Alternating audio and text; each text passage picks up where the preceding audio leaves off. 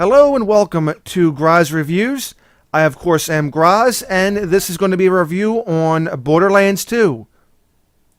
The game was made by Gearbox Games, and Borderlands 2 offers various different aspects from driving to shooting and whatnot. Of course, you mainly see the shooting aspect on a lot of different videos, but we'll go ahead and take an in-depth look on what the game's about and how it ranks. First and foremost is the gameplay. And I have to point out, first of all, with the gunplay and accuracy and everything, for the most part, it is pretty fun to play it. It's almost like an arcade-style way. Don't get too fooled by the numbers on the accuracy. The thing is, accuracy pretty much depends on what type of gun you're using. Some guns are more accurate than others. Some guns you'll actually have to sit there and read the tooltip because they'll simply tell you the fact that you have to increase your accuracy by shooting the gun more. Well, that may not make exactly a lot of sense, but hey, after a while, you kind of get the feel for it, and you can kind of see how it actually works. So it's not too difficult. There isn't really much of a learning curve to go through. It's pretty straightforward with the gunplay.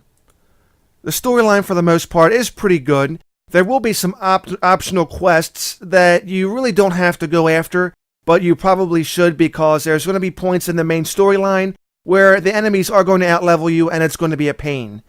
The game doesn't make any kind of effort to actually pull you into those side stories, unless you're a lore buff or you just are a completionist. So the whole thing is, you can go through and pretty much play just the main storyline and actually beat the game, but there will be times where you have to grind your way through in order to match up with the enemy level. So they really don't give you much of a reason other than ammo and maybe some money to go off and do some of the side quests, which is kind of sad. Some side quests will be revealed right away. Others you would have to go ahead and dig through in order to find more. So you would go into your quest log and you will see some would actually pop up. They'd be easy to get to. Some side quests will be right in front of your face. Other ones you don't know because you have to really dig in deep to certain areas to look for. While it does offer a plethora of side quests, the thing is, you're not really drawn to them unless you get your rear end kicked enough times to where you realize, okay, I need help. I should be doing these side quests.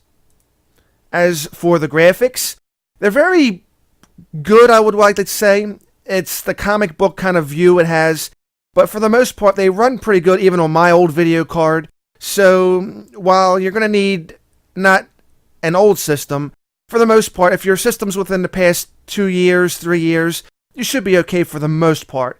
My video card's roughly about 2 years old, so it's not like it's really getting overpowered here. Then again, I've got a pretty recent CPU, so it is what it is. But for the most part, for what they are, the graphics are pretty enjoyable, and, you know, first and foremost, you shouldn't be going after graphics to determine the game. If you like it, you like it. If you don't, you don't. But the graphics are pretty nice, to say the least. As for the multiplayer, this is kind of what's been a thorn in a lot of people's sides. The multiplayer, while it is enjoyable, and you can do the storyline with your friends and family and whatnot, the biggest thing is on loot drops. A lot of people had this complaint. I don't think Gearbox has fixed it, but here's the deal. You can go in with some friends, you can actually go kill some mobs, kill some bosses, and with more people you have, the loot does get better. But the thing is, there's no loot drop system. So in other words, if you kill the boss, whatever drops for everyone. Which means whoever's the fastest will get everything that's on the ground. So that therein is the quirk that everyone's had. Whoever gets there the fastest gets everything. So if you get legendary weapons, you get purple weapons, you get whatnot that drops, it scrambles pretty much. So if you're not a hurry up type guy, you're probably going to wind up missing the loot that gets dropped. So, a lot of people said they liked it. It's really arcadey. But the thing is, yeah, you're not going to like it when you can't get to the loot.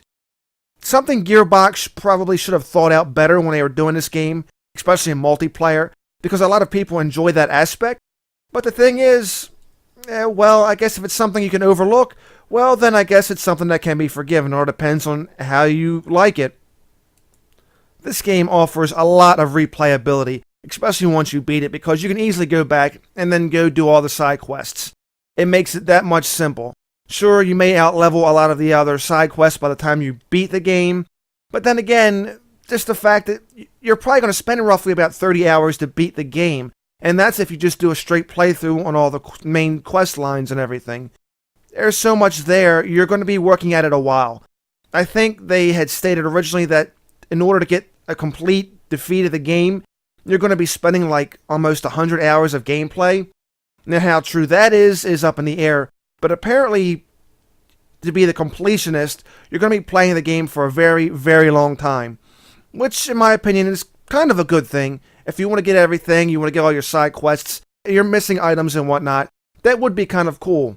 But at the same time, if you just want to go on advanced a little bit further, you can easily buy one of the season passes and then get more content that way through more missions, another side story, more guns and all the other good stuff.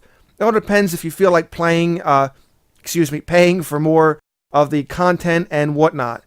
Then again, it's not really too shocking that a developer would charge for more content. It's the way things go these days. A lot of them do that, and they realize it's a way to make more money off of a title they've already released. So, for an overall rating of the game, I'd give it about 3.5 out of 5. The good things about it are that it's long. I mean, it's a really fun game to play. There's some storyline there to it. There's a lot of content. I mean, it's a gun first-person shooter first and foremost, so for me that's pretty enjoyable right there. The down parts are the side quests really just feel kind of irrelevant. While there is story there, I mean, that's all it really is for, is story.